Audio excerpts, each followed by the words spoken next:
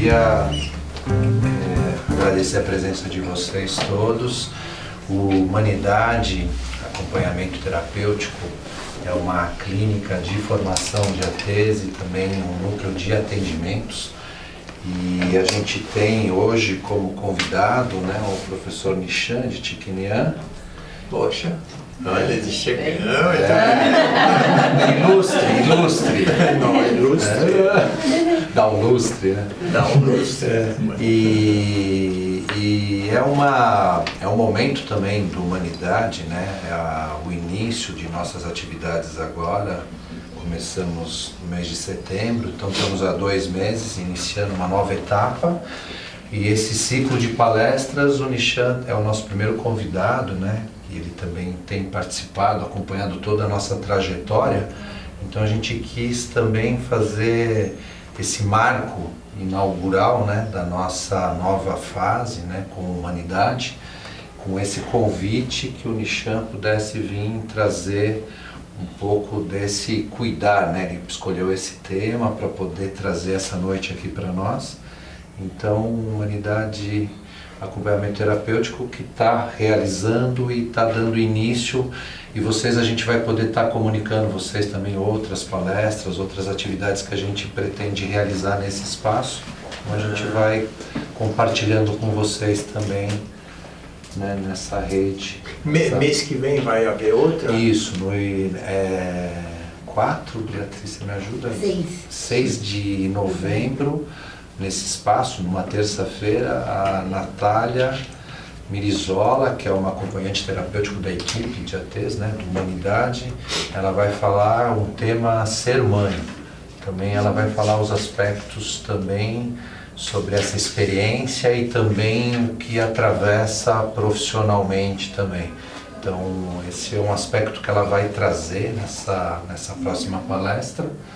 E ela também, a gente pode enviar depois para vocês também esse convite, esse folder também sobre essa proposta da Natália, que vai ser a próxima que vai vir em novembro aqui. É isso. Boa palestra. Não.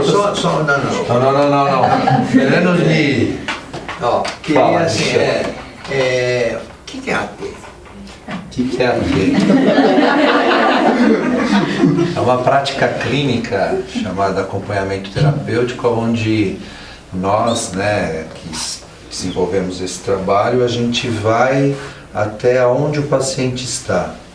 Então é uma modalidade onde sai desse setting tradicional, né, de consultório, ambulatório, e a gente se dirige até uma existência que está tendo alguma restrição, algum comprometimento e que não consegue chegar muitas vezes até o atendimento. A gente faz essa presença, né, leva essa presença até esses seres humanos. Ótimo. Basicamente esse é o fundamental, nosso, né? É o fundamental, essa é a direção, né, o horizonte do nosso trabalho. Então a gente vem desenvolvendo isso eu venho há 25 anos e acho que já a equipe está há 15 anos e está já envolvida nesse tipo... 15 anos? 15 anos já, está rodando. Acho que o Elcio também está aqui, ele está há quantos anos na equipe, Elcio? Uns 9 para 10 anos. 9 para 10 anos que o Elcio está fazendo esse trabalho. Algumas pessoas estão chegando agora também, né? Acho que a Renata também procurou, faz esse trabalho de AT.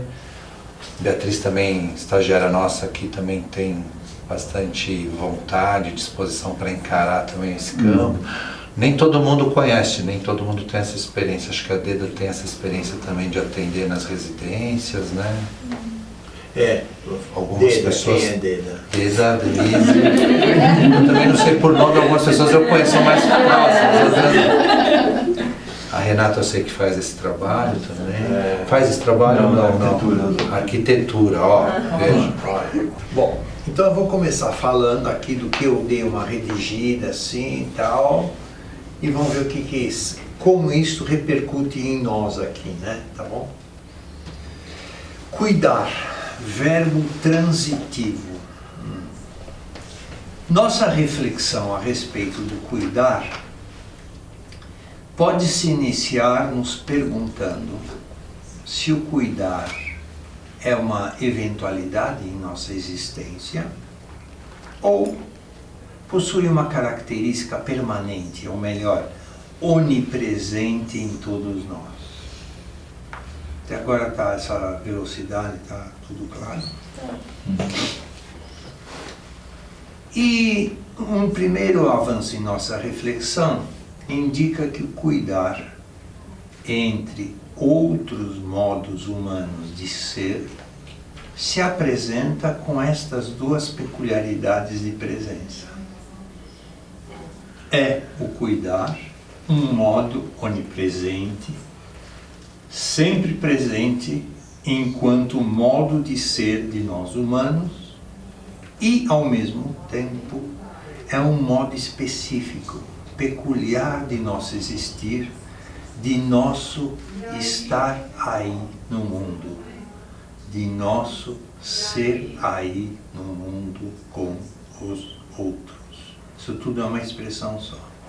Ser aí no mundo com os outros. Digamos assim, o nome que todos nós temos. Nós todos somos ser aí no mundo com os outros. Todos esses termos têm um igual peso e uma igual importância. Tá? Bom, agora vamos nos aprofundar em cada uma destas duas dimensões constituintes do cuidar. Para isso poder ser aclarado, precisamos nos voltar para um aspecto próprio, inerente ao ser humano, que é o de que ele existe. Isso pode parecer óbvio, mas como assim? Pulgas existem, girafas existem, janelas existem. Que novidade que você está falando? Bom,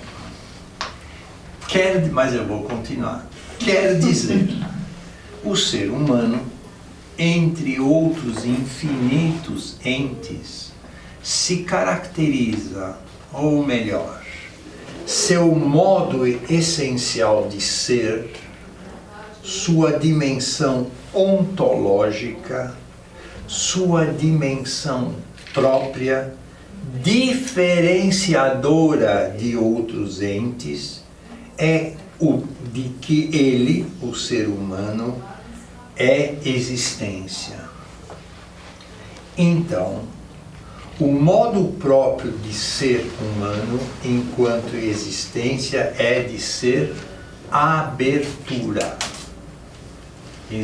Existir quer dizer estar aberto.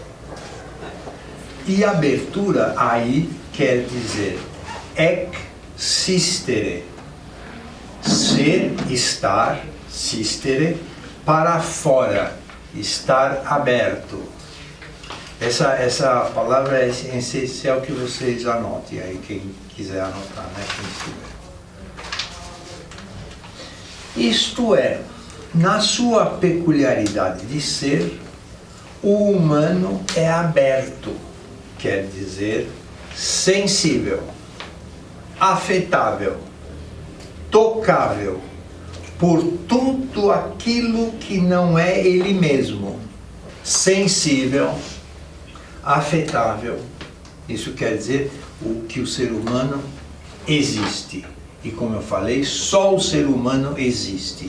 Eu não falo aqui, mas agora eu vou falar aqui assim, fora do texto, é assim: os outros entes, tudo aquilo que é, os outros entes são, pura e simplesmente, são, ponto. O modo de ser próprio do ser humano é o de que ele é existência. Ele é um ente cujo modo de ser é afetável todo momento por tudo e por todos aqueles que não são ele mesmo. Os outros entes não têm essa particularidade de ser, essa característica de ser. E claro que eles são tocáveis, eles percebem e tal, mas só naquilo que, entre aspas, tá? Que lhes interessa, no sentido de manterem-se como tais, né? Nós, seres humanos, vivemos uma sensibilidade quase que se pode dizer gratuita. É como se nós não precisássemos de sermos tão sensíveis assim. No entanto, há pessoas, há acontecimentos, há entes no universo que podem nos tocar, né? Além da coisa da sobrevivência e da adaptação. Não se trata de sobrevivência e de adaptação. Trata-se de sensibilidade para com, que vai ter, claro, para cada tipo de afetação, algum sentido na vida destas pessoas, tá? Mas que não é necessariamente, elas na maior parte das vezes, não é da sobrevivência biológica, digamos assim, tá? Então essa é a peculiaridade muito predominante neste ente que se chama ser humano. E ser humano quer dizer um ente que tem como característica... Agora tudo isso que eu estou falando não tem nada a ver com o texto, tá? Mas que faz parte dessas ideias todas. Ser humano quer dizer humus. Humus quer dizer terra fértil. Nós somos terra fértil. Posso xingar? Não vou xingar ninguém. Não, eu gosto de usar assim como inspiração. Terra fértil, caralho. Né? Não acho que é uma boa palavra. Para ser o Júlio está de boca aberta aqui. Dá uma intenção. Você vai editar? Mas pode... Pedro, você pode editar essa. Se o YouTube censurar, a gente vai depois. Bom, então assim, nós somos assim conhecidos, né? Nosso nome é o de sermos humanos. O humano quer dizer aquele que é constituído como terra fértil. O que isto quer dizer? Quer dizer, é meio que uma imagem tudo, mas que é uma imagem bem importante. Quer dizer assim, que tudo aquilo que nesta terra se instaura, se coloca, cresce naquilo que pode ser. A terra que alimenta, não determina, mas fornece o espaço e o alimento para aquilo que possa crescer, cresça. Olhem que lugar em que nós fomos colocados. Nós fomos colocados no lugar de sermos um ente em relação a todos os outros entes, de sermos aqueles que estão a serviço dos outros entes. Entenderam? Nós estamos a serviço. Por isso também que Heidegger, já ouviram falar desse neguinho, né? O Heidegger diz assim, o ser humano é abertura. Abertura quer dizer, não é que ele tem uma abertura, ele é abertura. Isto é aquele que, por ser abertura, oferece a possibilidade dos outros entes serem visíveis. Sem o ser humano, os outros entes não são visíveis. Isto é, sem o ser humano que pode nomeá-los, que pode recebê-los, esses outros entes vivem na obscuridade e no anonimato. Tá? Chega. Eu vou continuar lendo aqui, tá? Então, eu falei assim de algumas características muito fundamentais nossas. E claro, acho que para indicar para todos nós a importância e o peso de nós sermos como somos, né? que provoca em nós, eu não consigo aguentar deixar de falar, né? Que provoca em nós duas coisas. Uma que é, nossa, podermos ser o lugar em que, uma abertura, né? De sermos o lugar onde tudo que é pode aparecer, ser, né? Ter um nome, ter uma característica, ter um lugar no conjunto dos entes, né? Mas isso também nos obriga, novamente, né? Nos coloca num lugar que é o lugar novamente de sermos aquele que tem na humildade, novamente, humus, humildade vem de humus, olha só, tem na humildade a característica mais própria nossa, que é de sermos aquele que tem a responsabilidade de fazer com que tudo aquilo que não é ele mesmo possa aparecer e possa crescer e possa se desenvolver, tá? Inclusive outros seres humanos. Por falar, por exemplo, hoje em AT. Falar de AT, ser AT é ser terra fértil. E eu já estou adiantando uma série de coisas aqui, né? Ser AT é ser terra. Ser terapeuta é ser terra fértil. Ser professor é ser terra fértil, né? Ser alguém que ama, é ser terra fértil. Amar não é comer o outro como um confeito, né? Ai, eu gosto de bolo de pêssego. Vem aqui, minha querida, vem meu bolo de pêssego. Não. Amar é outra coisa. Isso acontece na nossa vida. Sim, nós viramos bolo de pêssego, feijoada para os outros e tal. Mas assim, o amar é no sentido de sermos um espaço, uma presença, né, que oferece ao outro a possibilidade dele poder se aprofundar nele mesmo, na convivência conosco, né? Fazer brotar em si possibilidades que até então só ele, sozinho, não poderia tornar isso possível. Aliás, possibilidades absolutamente inéditas, absolutamente inimaginadas até então. Bom, para mim amar é isso. Vou voltar para o texto chegar. Então, esta particularidade ontológica, que é o de ser sensível, afetável, tocável, por tudo aquilo que não é ele mesmo, inclusive sensível a modos encobertos de ser ele mesmo, esta particularidade ontológica, quando eu falo ontológica, esta particularidade essencial, própria e exclusiva do ser humano, o de ser existência, abertura, existência, repetindo agora a palavra, o que quer dizer existência? A abertura para o diferente de si. Existência é isso. Faz com que ele, o humano, esteja aí, no seu existir, como um ente que, inevitavelmente, necessariamente, agora uma expressão todinha também com tracinhos, aqueles tracinhos bonitinhos que são bem charmosos, não são?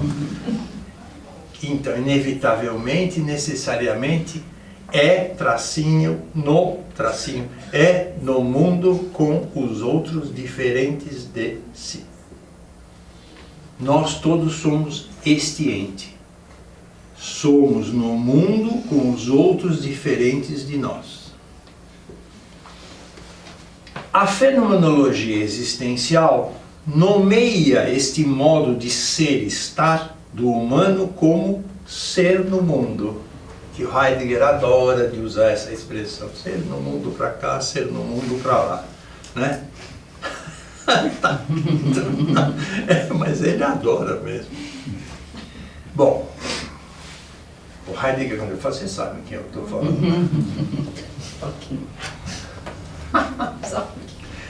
O ser humano, o modo de ser humano, ao ser no mundo com os outros, vive também, inevitavelmente, a transformação, a mudança, o novo, o nunca mais e o ainda não, a esperança e a depressão. Isso porque a inevitável situação existencial de ser sensível, tocável pelo mundo e, principal e decisivamente, tocável pelos outros humanos, oferece a ele a possibilidade de viver o inédito de si, o nunca antes entrevisto em si. Aliás, desculpe, antevisto em si, imagina.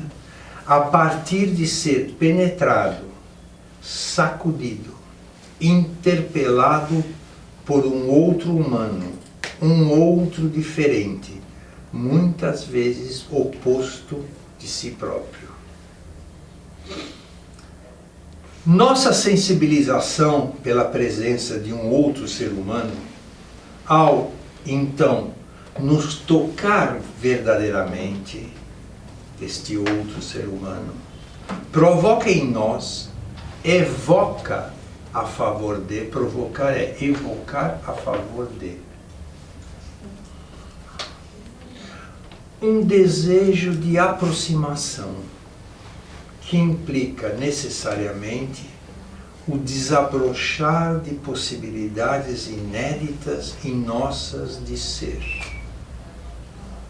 É isso a partir da nossa sensibilização pela presença de um outro ser humano. Este acontecer no sentido próprio da palavra acontecer, tem um nome. E o nome disso é tempo. Tempo que quer dizer viver o adeus de termos sido quem fôramos e encararmos um novo, estranho, assustador, hipnótico modo inédito de sermos. Tempo quer dizer, portanto, transformação radical. Aliás, transformação na sua significação mais própria. E isso só acontece, quer dizer, entre outros momentos, acontece quando nos sensibilizamos verdadeiramente com a aproximação que nós vivemos em relação a uma outra pessoa, tá? Com outros tipos de sensibilização nossa, não com pessoas, com outros entes e que não seres humanos, este tempo não acontece, tá? Isto é, uma mudança radical em nós a partir de uma presença para nós por alguém cujo modo de ser nos sacode e que, sem querer, nos convida a nos descobrirmos em possibilidades nossas de ser que nem imaginávamos que pudéssemos ser essa nova pessoa, essa pessoa absolutamente inédita para nós mesmos. Quer dizer, o tempo revela um estranho de nós para nós mesmos. Estou falando claro assim, tá claro? Sim. Tá. Bom, vamos continuar.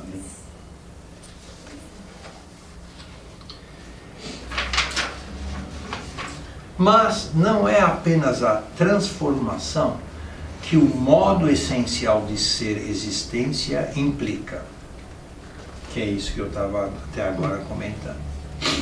Vimos até agora que o existir, que é inerente ao existir, o ser no mundo com os outros, esse é o existir na sua configuração mais própria, ser no mundo com os outros, é viver a provocação, o chamamento e, consequentemente, o corresponder a este chamado ou ao contrário, se fechar, se sentir ameaçado pelo apelo do outro.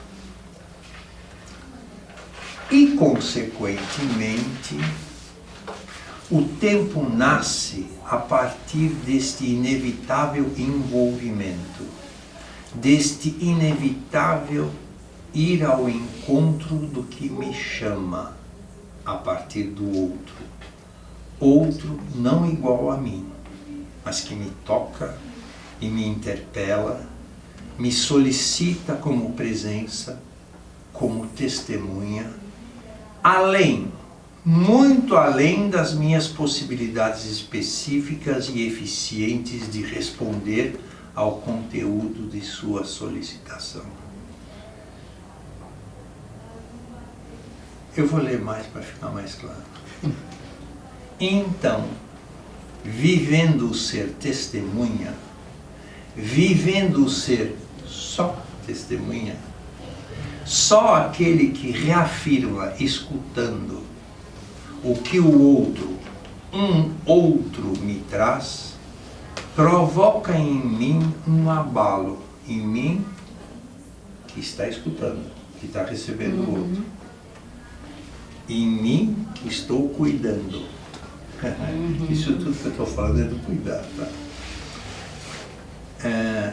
Então, vivendo o ser testemunha, vivendo o ser só testemunha, só aquele que reafirma, escutando o que o outro, um outro me traz, provoca em mim um abalo, uma transformação, uma forçosa e inevitável constatação vivida por mim de um inédito, de um solitário e intransferível instante de existência, que é o outro, outro ser humano, como eu, que me traz um modo de ser, uma presença na vida, que me inquieta, que me interpela, que me interroga, me dizendo, silenciosa e inabalavelmente, por que não esse modo de ser? Qual o sentido de ser desse modo no existir próprio, nem sempre claro a mim, protagonista? E eu, volto a afirmar, sou testemunha, pode-se dizer exigida por ele, de firmar junto, quer dizer confirmar. Confirmar quer dizer firmar junto. Confirmar do meu modo, o modo de ser do outro. O modo de ser inevitável e ao mesmo tempo,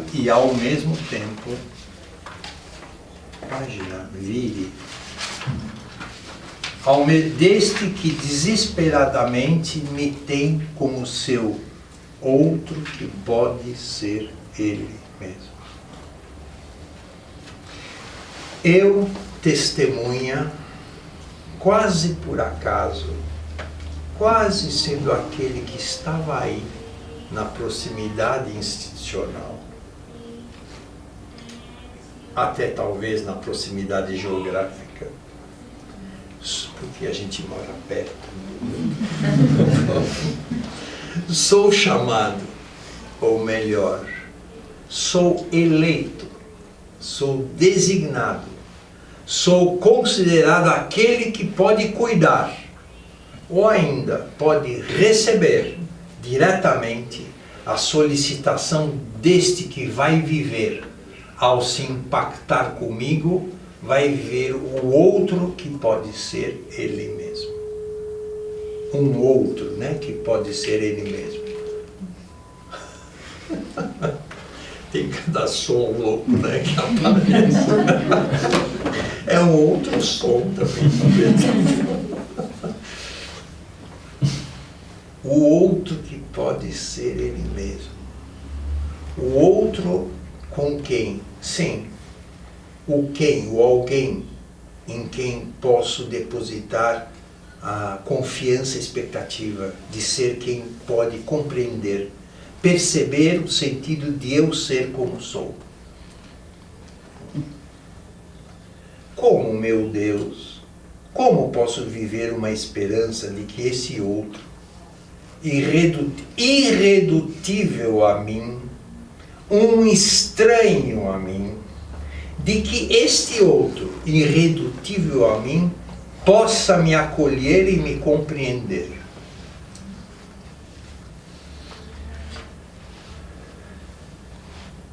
Este outro, cá entre nós,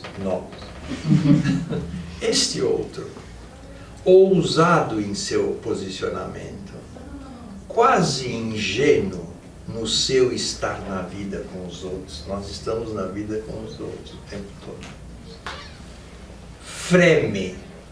Treme, na medida direta de saber experiencialmente que o outro, um outro, é sempre, necessariamente, a princípio, inacessível, inesgotável, indecifrável. Mas então, se existencialmente há uma fronteira intransponível entre cada ser humano, o que significa cuidar? Contactar? Não é contactar, né? É contatar. Chique. Eu gosto de falar contactar, é mais gostoso. O que significa cuidar?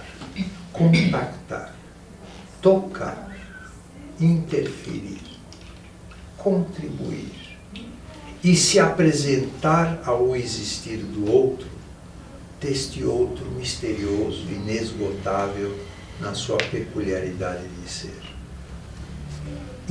inacessível na sua própria maneira de ser, inacessível a si mesmo. O que é cuidar? Mantendo as fronteiras deste outro preservadas. Pergunta importante. O que é cuidar, oferecendo mudança, sem destruir a possibilidade permanente de ser? É ser testemunha? Sim. É ser esforço de compreender o sentido do ser?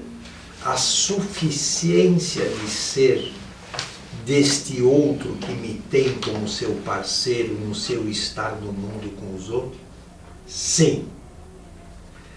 Então, se estas são algumas das perguntas fundamentais a respeito de nosso estar com o outro no modo do cuidar, o cuidar no seu próprio modo de ser com os outros é ser testemunha afirmativa e ser um outro que clareia, que esclarece o sentido de ser como tem sido até então este outro que me solicita. Vou repetir. Então, se essas são algumas das perguntas fundamentais a respeito de nosso estar com o outro no modo do cuidar, o cuidar, no seu modo próprio de ser com os outros, é ser testemunha afirmativa e ser um outro que clareia, que esclarece o sentido de ser, como tem sido até então, deste outro que me solicita. Foi claro o que eu falei? O sentido de ser como podemos ser, repetindo a frase, o sentido de ser como podemos ser, que é o procurado desesperadamente por quem nos solicita, é o ponto de partida para uma abertura real, inevitável para novas possibilidades de ser, para novos e inéditos horizontes que surgem a partir da validação do que vivemos aqui e agora. Isso é importante, se quem estiver anotando, que anote. Hello, Gestalt, hello. Obrigada. Elas são especialistas, estão fazendo um curso de especialização em Gestalt terapia, por isso que eu Com ele. com ele Sou um dos vários. Os gestalterapeutas são outros. Eu sou lá o fenomenólogo.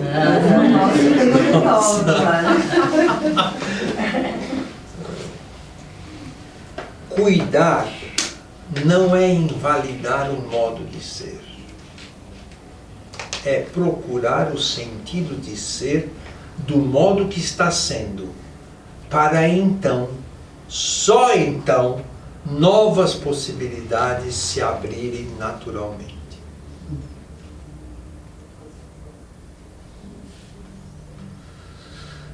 Quando eu me aprofundo, e aqui eu não coloquei isso, mas era importante colocar, quando eu me aprofundo em quem eu posso ser, inevitavelmente, fatalmente, eu me transformo. Inevitavelmente. Não tem assim, se você repetir o seu modo de ser, você vai ficar aprisionado. Não. É que você não está assumindo isso como sendo algo absolutamente seu, como sendo algo que você abraça aquilo como seu. Viva aquilo como sendo você. Assuma, dentro das suas possibilidades de assumir, assuma isso que você vai ver. Claro que nós não vamos falar isso para a pessoa, estou falando aqui entre nós, né?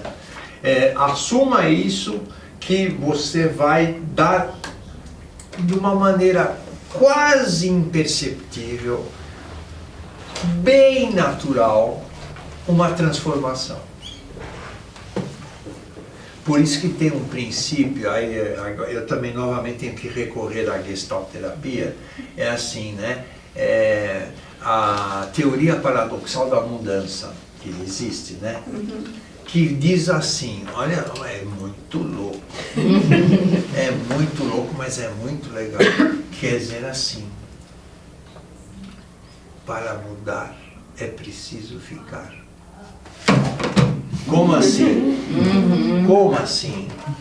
Isto é, para mudar é preciso viver inteiramente quem você efetivamente pode ser naquele momento da tua vida, para que ao nós podermos ser, nós possamos abrir um horizonte de possibilidades e aí dar um passo à frente. É interessante, né? Isso.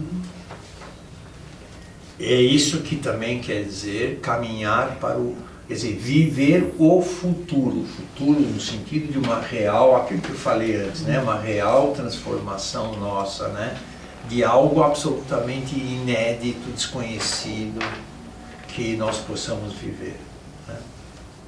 Eu vou só ler a última frase e aí a gente abre para comentários e discussões. Cuidar, só vou ler essa aí. Cuidar é, então, depositar uma genuína esperança em quem? E é isso mesmo, solitário e desesperado, não encontra um parceiro para a sua própria e insubstituível aventura de viver a sua existência, a sua original e inédita maneira de estar aí no mundo com os outros. Tá? Só isso. Chega. Pronto. Já falei o que eu tinha que falar. Agora, não sei. O que ficou, o que ecoou, como é que ficou, estou aí pra... Assim, não pensem que eu vou ficar aqui dando que nem candidato qualquer coisa. Não vou. Quer dizer, eu vou dividir assim, entre nós aqui o sentido das coisas, das questões que eu levantei, né? Que eu estou trazendo, não sei. Mas uma coisa, quer dizer, só comentando mais um pouco, né? Cuidar, então, é uma aventura no seu sentido mais verdadeiro de aventura, né? Que é você ir ao encontro de algo que você, no fundo não, na real, você não conhece ele não conhece você, né? E se trata de uma tarefa que um pode viver com o outro, né? De os dois poderem ser uma situação, principalmente da nossa parte em relação a outra pessoa, alguém que provoca, isto é, evoca a favor de alguma coisa nesta pessoa, sabe? Nós somos provocadores, né? Mas assim, continuamos absolutamente, assim, não temos um controle na forma humana daquela pessoa ser. Agora, se nós o situamos como sendo X, Y, Z, aí é fácil. Pega os manuais desse ou daquela teoria, aplica lá e dane-se, né? E aí faz a pessoa viver, isso agora é uma colocação minha, não sei o que vocês acham, né? É assim, faz a pessoa viver na ilusão de que ele é aquilo. Cara, você não é nada. Você é possibilidade angustiada em busca de uma autenticidade de presença na vida. É isso que você é. Você não está fechado numa determinada possibilidade. Não é isso. Nós não viemos aqui para isso. Tem sardinha que depois ser colocada em lata e fica muito bem. O cuidar pode ser também uma descoberta, né? Isso! Mas exatamente, olha, faltou falar desse aspecto de cuidar como uma descoberta. É isso mesmo. Ou como também se costuma dizer, descoberta ou desabrochar de possibilidades inéditas. Quer dizer isso também. Muito bem. E você falou da questão do tempo, Michel, que só acontece, o tempo é o transformador puro, né? O tempo E assim, a... quando há transformação, num instante na nossa vida, e a transformação só acontece quando nós vivemos sermos interpelados, sacudidos por uma outra pessoa. E com essa interpelação, se nós topamos essa interpelação que a outra pessoa faz, seja lá por que tipo de interpelação, quando vivemos aquilo, viver essa interpelação, descobrir novas possibilidades de ser, se sentir diferente, isso é tempo. Fora isso não é tempo, é repetição do mesmo, aquela monotonia. Coisa que nós em muitos momentos da nossa vida vivemos. E é interessante aí nisso, porque o tédio, né? Eu estou entediado. É interessante isso, porque denuncia assim, bom, eu realmente não sei o que fazer na minha vida. Tem esse lado, mas tem outro lado para falar assim, tudo aquilo que tem sido o meu viver, pelo menos nos últimos tempos, não me diz respeito. É por isso que eu estou entediado. Eu estou entediado porque eu não vou entrar num jogo que não me toca, não mexe comigo. Não é um real convite, né? Então o tédio é um bom sinal, assim, de que quer dizer, eu estou sendo autêntico na minha presença na vida, né? Não estou entrando num jogo em que eu faço de conta porque eu faço o que todo mundo faz. Que delícia! Fazer o que todo mundo faz, estar na moda, né? A bosta, porque você não se transformou em você mesmo, né? Você só se transformou numa estatística.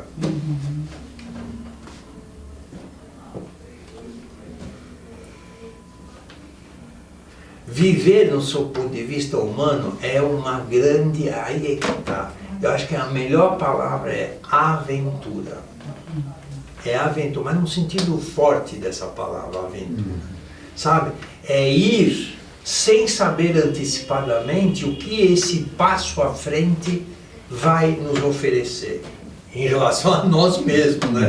Que a gente vai encontrar nós mesmos lá muito esquisitos, muito surpreendentes, nossa. A gente não fala isso assim, né? Não fala muitas vezes, né? Ah, não, eu não sou capaz disso. Eu diria, o que é do homem nunca é estranho a ninguém, do ser humano, né? Mesmo que pareça ser um comportamento, agora eu vou brincar, o que é Bolsonaro nunca é estranho a nós. Ele encarna uma possibilidade humana que, claro que não está nem um pouco interessado nisso, especificamente o Bolsonaro.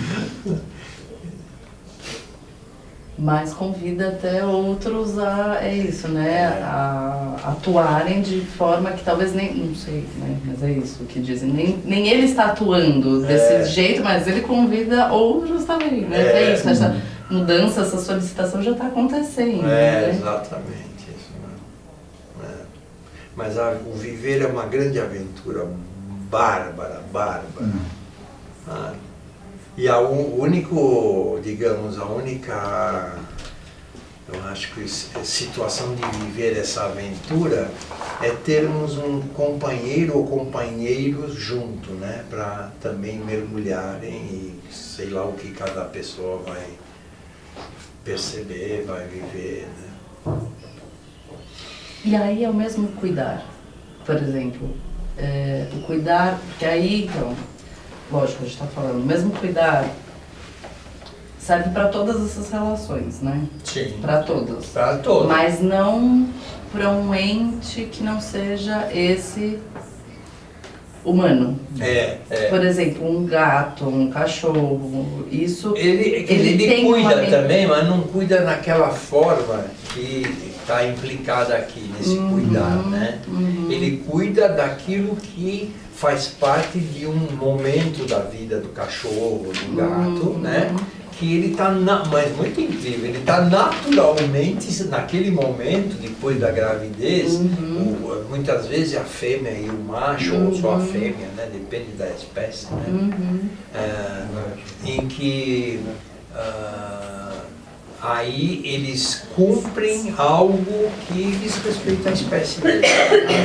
Numa boa, né? Cuidam desse jeito. Mas ainda bem que você está fazendo essa pergunta, este cuidar nosso é gratuito, entende? Gratuito. É que nem o amor é gratuito. Eu não amo porque o outro vai me dar picolé. Não é isso. O amar é um excesso. Assim, apesar de eu amo esta pessoa, né? Eu fico com esta pessoa. Mas o que ela te oferece?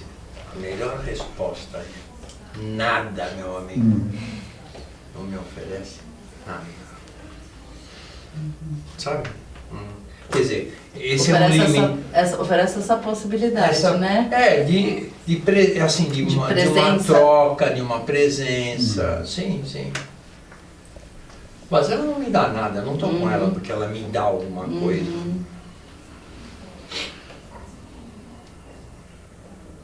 Existem tantas pessoas, né, que vivem muito amando-se umas às outras, apenas não estar junto, né, de estarem conversando, ficarem, sei lá, felizes de estarem com uma outra pessoa, né? Mas o cuidar é uma das dimensões, assim, muito fundamentais, né? Ela vem junto com a angústia, né? Isso eu não falei aqui, né? Hoje eu não levantei a questão, porque aí ia um pouquinho se alongar, né? Mas a angústia, ela não é apenas um sentimento, assim como o cuidar, né? É uma dimensão ontológica, essencial do ser humano, e a angústia quer dizer eu tenho que ser.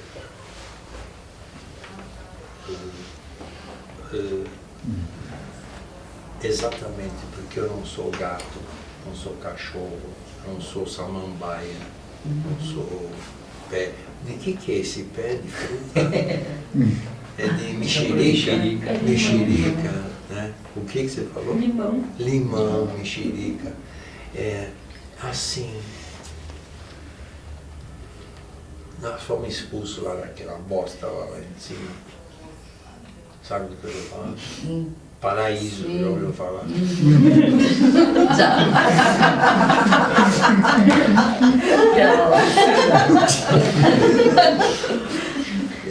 E o neguinho, o gerente geral.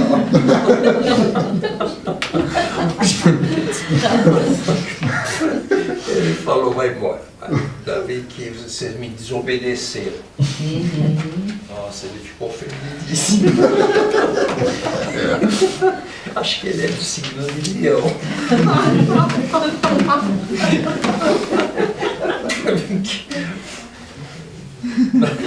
Isso porque foi só uma fruta, né? O quê? Foi só uma fruta. Uma fruta, mas desobedeceu, não é? Então pronto. Então, mas é uma historinha que os antigos criaram. Eles, milhares de outros que diferentes povos criaram, né? Eu só estou falando daquela que acho que está mais próxima de nós aqui, né? Falou, mas então, olha só, então é vocês que vão determinar o modo de existência de vocês. Puta que pariu. A angústia é isto. É cada vez mais, no decorrer do nosso existir, percebermos que nós temos toda a liberdade de escolha. Ser angustiado também é ser livre. Como assim? Deus não vai ajudar? Ele está, cá entre nós, ele está aí na boa, assim, nos acompanhando, acho que sim, deve estar, sei lá, né? Mas assim, em que se nós tivermos esse tipo de presença em cada um de nós, não sei como pode ser para cada um, né?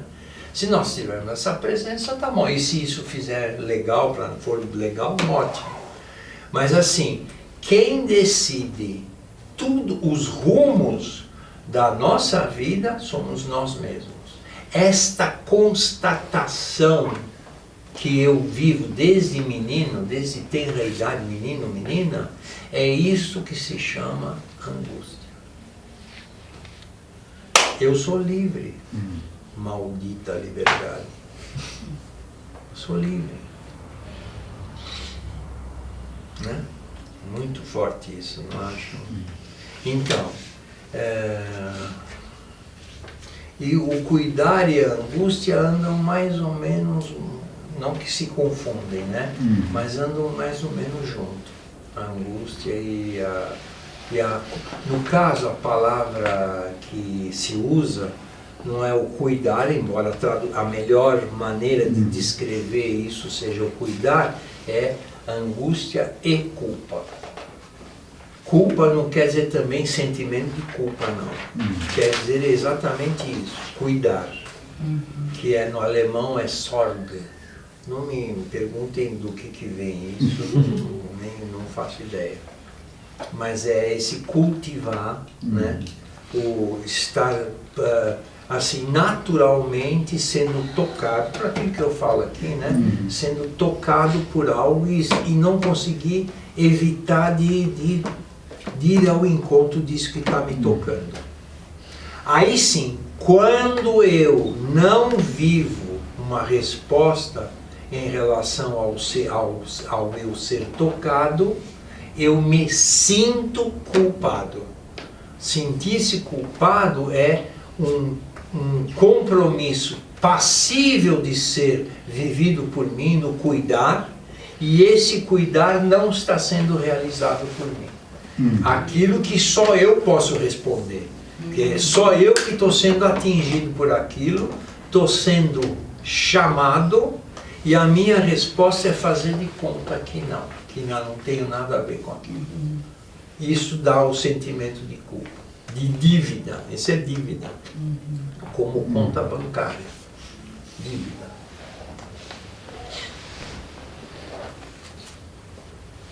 É interessante, né?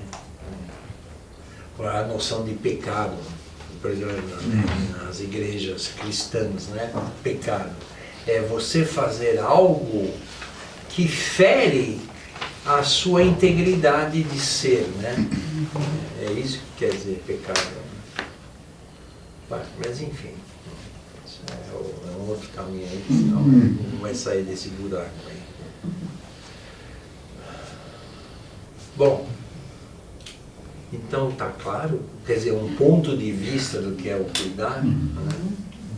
Cuidar diz respeito a uma possibilidade absolutamente natural nossa, extremamente inerente a nós, extremamente forte como dimensão assim que nos toca e nos mobiliza, ou nos assusta, ou nos faz correr daquilo, né? Mas ela nos toca muito fortemente, né? E ela diz assim, a sua tarefa na vida, homem, ser humano, desculpe, não é? Ser humano. Não é ser humano. Se eu falar homem, eu vou ser metralhado, então não sou. Não. A sua tarefa no mundo, ser humano, é estar a serviço de outro além de você. Pá! Olhem só! Não é juntar 1 bilhão na conta bancária, não é nada disso. Isso aí é outra questão, né? A sua tarefa mais própria como um ente que se chama ser humano, ou Dasein, que muitos também usam, né? Ou ser aí, ser no mundo, a sua tarefa fundamental, diferenciadora de todos os outros entes, é o de você dedicar a vida a outro que não a você, cara.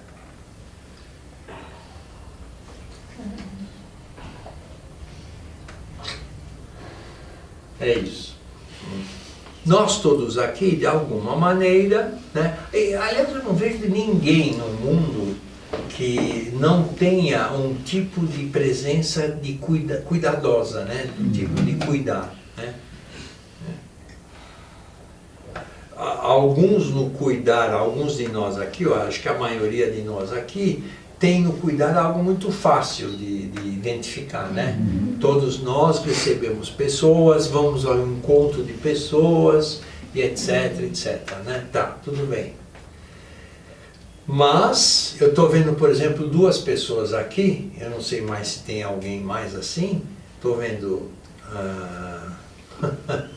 2 pessoas que um é arquiteto e o outro é cineasta, posso chamar assim, produtor de filmes, né, de mensagens e tal, que é o Flávio e o Pedro. Quer dizer, aparentemente eles cuidam, né? Cuidam, claro que cuidam, né? O Flávio preocupado em perceber que tipo de espaço pode ser ocupado pelas pessoas que vão ao encontro dele, né? E o Pedro que tipo de trabalho eu posso realizar para mostrar melhor o que as outras pessoas estão fazendo. Por exemplo, o que o Nishan está fazendo hoje, né? Ele vai ficar todo preocupado com a, como é que chama? Edição. Né? Sim. Que é um trabalho de cuidar, né? É um cuidar também. Então é isso.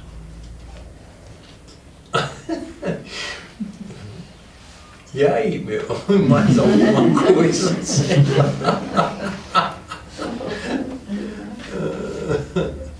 Ó, nós falamos algumas dimensões lá. Já que só eu vou estender aí, porque estou vendo que não está surgindo muito assim, né, rápido.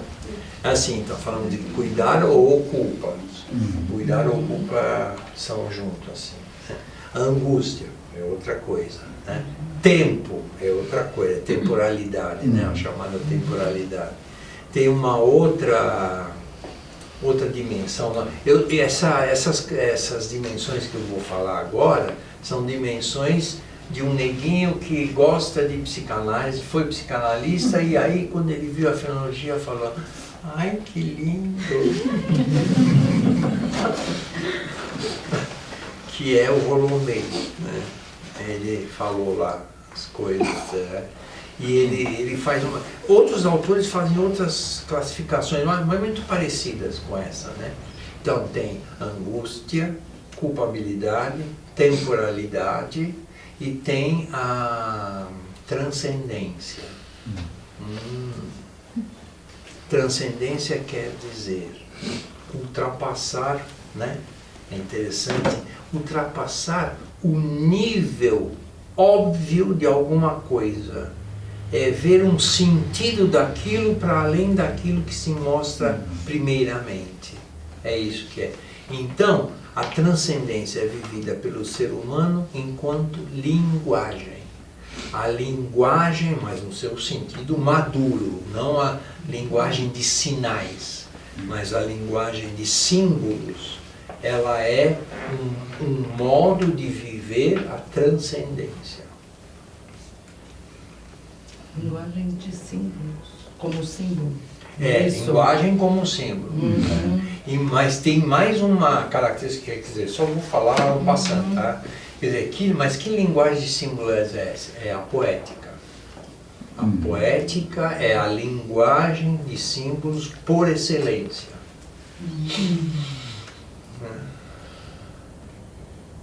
Que consegue, num arranjo original que o poeta faz, transmitir um novo aspecto inédito do mundo através das mesmas palavras. Não é que ele inventa palavras, não. Ele usa as mesmas palavras do cotidiano, mas o jeitão como ele faz o arranjo, abre para nós uma nova possibilidade. Isso é transcendência. Fala. Você foi falando, eu lembro, sabe, do experimento do Jung, lá com o psicogalvanômetro, né? Ele precisou de um aparelho para ver isso, né?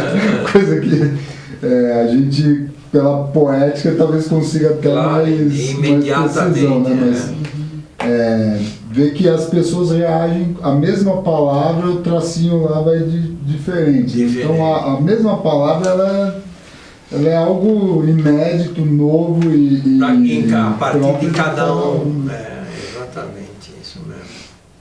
A gente fica tentando, sei lá, medir essas coisas, né? Mas, na verdade, isso é constatado na nossa cultura, né? No nosso modo de ser o tempo todo, né? Mais simples, né? O mais simples. E nem consegue não perceber isso. Exato. E tem um outro aspecto, Elcio, que a poética né? Isso eu sempre falo e repito, faço questão de repetir, porque para mim é muito claro, é muito importante apontar isso, né? Porque a poética percebe, não é assim, não é a subjetividade do poeta que está lá, a obra dele, não é a subjetividade dele porra nenhuma. É assim, através da subjetividade dele, através de um modo específico dele ser, ele percebe o mundo de uma maneira inédita. E, portanto, ele percebe aspectos do mundo absolutamente nunca antes percebidos. Né? O mundo, vocês estão entendendo, né? É tudo aquilo que é.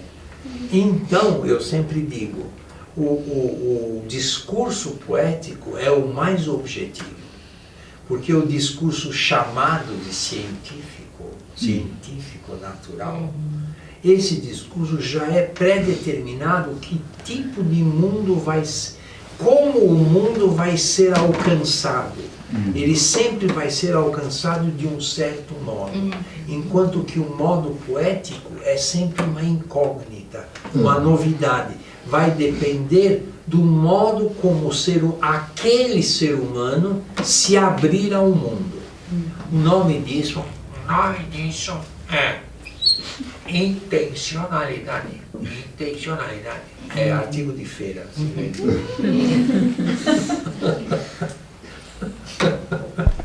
Intencionalidade é um dos conceitos principais da fenomenologia, já ouviram falar, né? ou alguns que não ouviram falar. Então, quem coloca isso de uma maneira sistemática, não, ele não inventou isso, mas que desenvolveu isso é o Edmund Husserl, o professor do Heidegger, né? Aquele que propõe pela primeira vez uma reflexão chamada fenomenológica. Você falou que os seres humanos existem e as outras coisas são, né? Parece que nesse existir já está implicada uma transcendência, né? Exatamente. Que é a linguagem, que é o que é... Isso mesmo, perfeito. É bem aí. Aí o existir, o existir do ser humano tem uma outra peculiaridade ontológica, isto é, essencial, que é o dele ser e não ser. Ele não é ser ou não ser. Ele é ser e não ser. Interessante, né? A última vez que eu vi o Guto falar, ele falou assim, né? Quando vocês forem dar uma bronca nos seus filhos, vocês podem, faça o favor de fazer da seguinte maneira. Em vez de falar, ó, não faça isso, fale para ele, você pode não fazer isso, por favor, né? Que é uma possibilidade que, né, abre totalmente diferente. É, claro. É que nem sei lá, qualquer animal, o gato não pode falar. A gente pode não falar. Então, é uma possibilidade que é muito própria. Nossa. Nossa. Isso mesmo.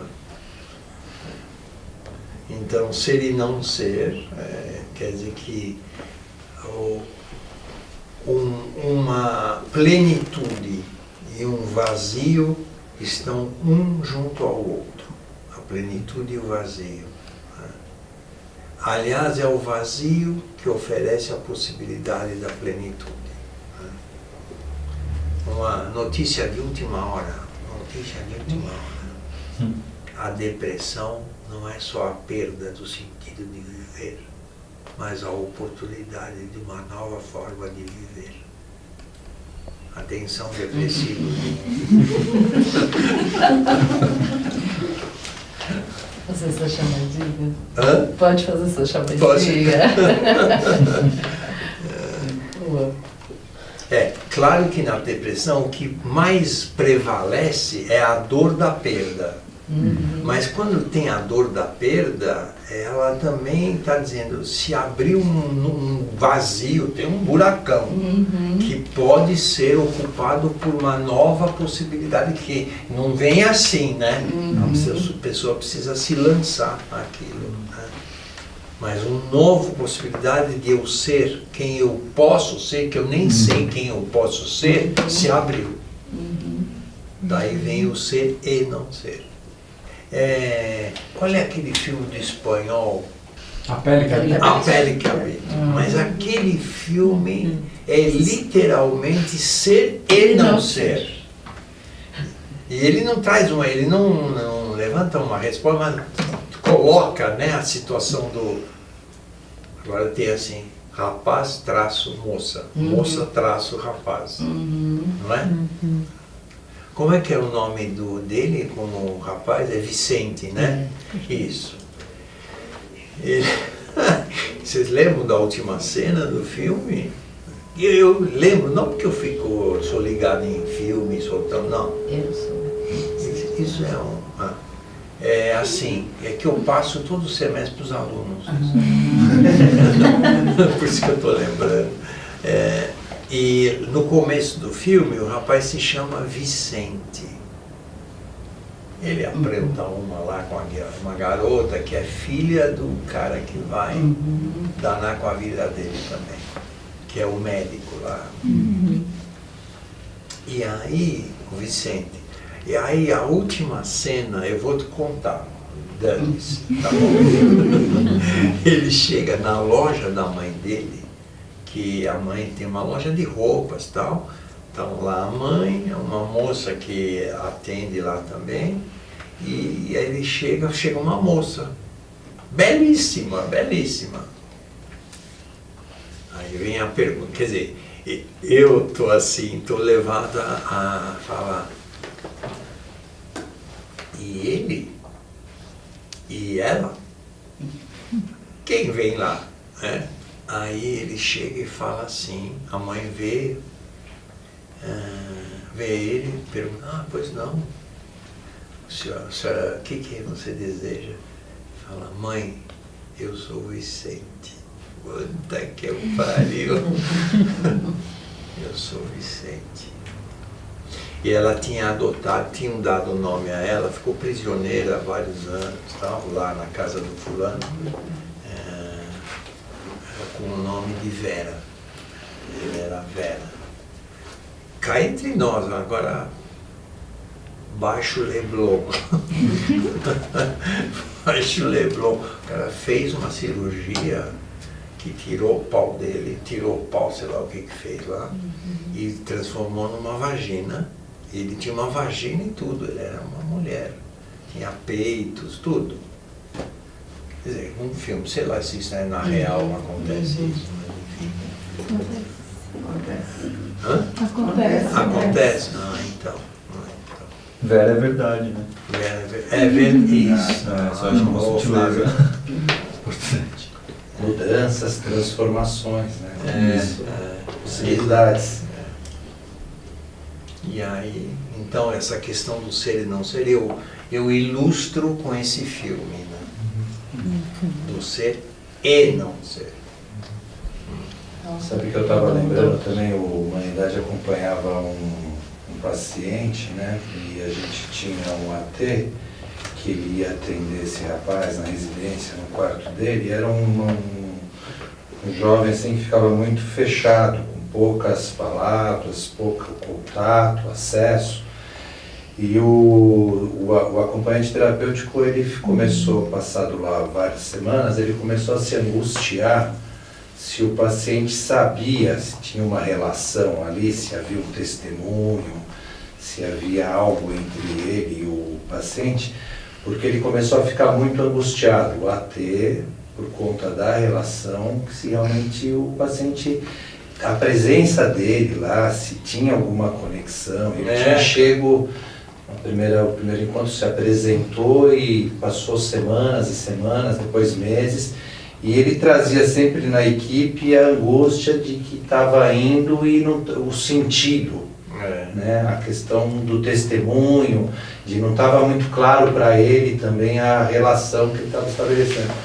E num determinado momento a gente ia validando, a gente ia falando da relação dele, do AT, com esse paciente na equipe, a gente sempre apontava para ele, mas ele não conseguia sentir. E num determinado momento ele pergunta para o paciente quem ele é. O AT pergunta, pô, fulano, se você sabe quem eu sou?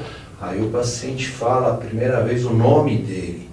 Então é como se o paciente também em algum momento precisa legitimar a existência do AT para que ele realmente está lá presente, que tem algo acontecendo naquele encontro. Silencioso, né? Algo que fica muito distante, estranho. E como fazer de alguma maneira isso que você fala, né, do ser humano, a terra fértil, né? Em lugares assim que ficam, parece que não há uma habitação, não há um lugar assim que você sinta que esteja cultivando. Ou até trazia muita angústia de estar lá, e a gente, por mais a equipe, né, que a gente ia apontando, acolhendo, até que aquilo mudou. Estou lembrando porque acho que foi uma experiência que para o AT foi algo, um divisor, né, que depois ele se colocou e conseguiu estar lá de uma outra maneira nesse encontro com esse paciente. Legal. Então lembrando aí também desse teu filme aí, dessa experiência que a gente também... do ser e não ser, né, do filme Na Pele que Habita. Isso. Richard, eu queria fazer uma pergunta, não sei nem se cabe para o contexto de hoje, mas assim, pensando no cuidar tanto no ambiente terapêutico quanto no educacional. Esse ano a gente viveu, né, viu aí essas escolas todas se mobilizando, levando vários profissionais da psiquiatria, da psicologia, para ir tentar dar uma justificativa o que está acontecendo com essas crianças e esses adolescentes no nível que chegou de suicídio e de depressão infantil, quer dizer, olha, né, como cresceu, como não sei o quê. Quando você traz o cuidar como a possibilidade de despertar no outro, ser ele mesmo, a sensação é que a gente está muito longe disso, né? Muito, a escola está muito longe disso, os profissionais especializados estão muito longe disso, e eu, como profissional, eu sinto uma pressão ou da escola ou da mãe quando a gente realiza esse lugar, quer dizer, dar o espaço e abertura para aquela criança ser ela mesma. Por quê? Porque a escola quer que essa criança seja aquela que escreva como ela deseja, ou a mãe quer que essa criança sente como ela acha que a postura certa que seja. E quando a gente vai terapeuticamente abrir um espaço para ser ela mesma, vem uma surpresa, porque a criança se realiza, se encontra, mas muitas vezes isso frustra a expectativa dos encaminhamentos, né? E aí eu fico pensando, será que isso que a gente está vivendo hoje, esse grau de angústia e depressão infantil, não é porque a gente não está abrindo o espaço dessas crianças serem elas próprias, muito mais do que qualquer outra coisa? Parece que o encaminhamento, inclusive, para as crianças poderem ser cuidadas por profissionais, é para readaptá-las aos princípios das instituições de ensino, etc. Né? Não está escrevendo feinho, devolve escrevendo bonitinho. Né? É uma coisa... E aí, nesse sentido, caminha no sentido contrário, né? O que é o cuidado. O que é o cuidado, né? Que, na verdade, está colocando já num caminho pré-estabelecido. Porque ela tem que ser, né? Não quem ela é, não mas quem ela é. O que ela tem que ser. O destino dela já está pré-determinado como algo do que é esperado, né? E aí as instituições, eu acho que também concordo com vocês, as instituições, eu acho que os profissionais também, as famílias, acho que tem uma força grande nesse sentido. Mas também acho que cabe ao profissional também, né? Cada um de nós tem que cuidar, né? Cuidar e apontar isso, né? E apontar, né? Acho. Mas, assim, mais um aspecto, não é algo diferente do que foi apontado até agora, é assim, me parece que essas crianças, jovens, enfim, eles, os mais saudáveis existencialmente, adoecem rápido. Por quê? Porque não conseguem mentir a si mesmos, no sentido de fazerem uma farsa, né? do que parece ser a existência delas, né? E aí adoecem e caem entre nós, que não dá para dizer, mas eu acho que vai nessa direção também. E alguns que percebem que não tem mais nada a fazer aqui. O modo de ser delas é tal que não vai encontrar espaço para se apresentar e ter um compartilhamento e tal, né? E aí vão embora. A terra fértil aí que você fala começa... quer dizer, a escola não é terra... Nessa hora, naquilo que a Cris está apontando, ela é tudo menos terra fértil. Já é terra com cimento, já estabelecida, e não tem como brotarem, né? As diferentes e assim, absolutamente múltiplas existências que as crianças são. A escola precisa ser terra fértil. Precisa. A gente, uns dias atrás, o candidato que o senhor citou, falou que precisava... Gostei do senhor. Ele falou que precisava eliminar com o Paulo Freire da educação brasileira. E sem uma proposta, né? A impressão que dá é que o interesse que rola, assim, na verdade, é de secar mais essa terra do que já está seca, né? Não parece ter um interesse de fazer com que essa terra... Né? De de fazer com que essa terra volte a ser produtiva. Agora, né? Porque também se as pessoas começam a fertilizar muito, dá trabalho. Né?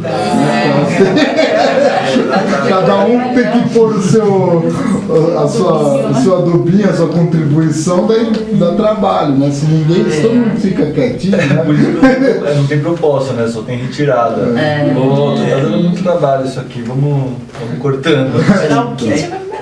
Esse incômodo que o Nietzsche tinha aqui quando a gente tá todo mundo calado, né? Para eles é o contrário, né? Se a gente começa a falar... Nossa, é ameaçador. É ameaçador. Mas sabe, é que eu não consigo ficar quieto. Eu fiquei imaginando o nosso amigo lá, o Bolsonaro, o que acontece nele, não é na cabeça dele. Neste retângulo que nós somos aqui, ó, isso aqui nós somos o retângulo assim mais imediato, fundamental da nossa presença no mundo é esse retângulo aqui. E o que acontece nesse retângulo nele, eu acho que ele fica com ameaçado, invejoso e não consegue suportar a liberdade de ser de qualquer outra pessoa. Eu acho que é isso que orienta o programa de governo dele. Agora, cá entre nós, né? Acho que todo mundo há de concordar, não é só o Bolsonaro. Ele está falando em nome de, não sei, no mínimo 50% da população brasileira, não sei se mundial, não sei, mas no Brasil 50%. 57% dos eleitores, segundo a Datafolha. Essa última? Tá. Então, o cara já ganhou, a menos que acontecesse alguma coisa. Mas que a gente tá, não sei, a impressão que dá que a gente ainda parou no lema da bandeira, assim, ordem e progresso, né? Ordem. O positivismo ainda a gente tá travado aí, né? A gente não foi. O positivismo. O progresso não veio, né? Esse é um princípio do positivismo, né, Nelson? O ordem e progresso. Mas é isso que dá a impressão de que a gente está preso num momento anterior, assim, não deixa essa coisa, a gente tem essa discussão do tempo, né? Fazer com que as coisas aconteçam de maneira plena, né? E a partir daí o país ir começando, né, a se configurar. Mas sem se fechar em nada, mas não deixar tudo, não é deixar solto, é não se fechar naquilo. Parece ter um medo, assim, a gente evita ao máximo se espantar com as coisas, né? Esse espanto, né, a gente não pode ter, né? Tá bom, então. Bom, queria agradecer, Nishan, a sua presença, Nishan, obrigado, e a todos também essa noite. Olha, deixa eu falar, Julio, para mim, uma ocasião dessas, é assim, eu prefiro isso do que uma trepada.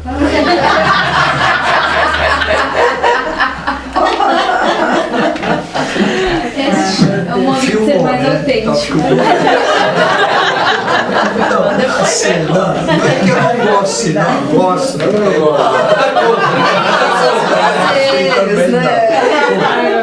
A outra possibilidade com quem eu tô ligado, tudo bem, é isso aí. Não é qualquer trepada assim, né, solta. Mas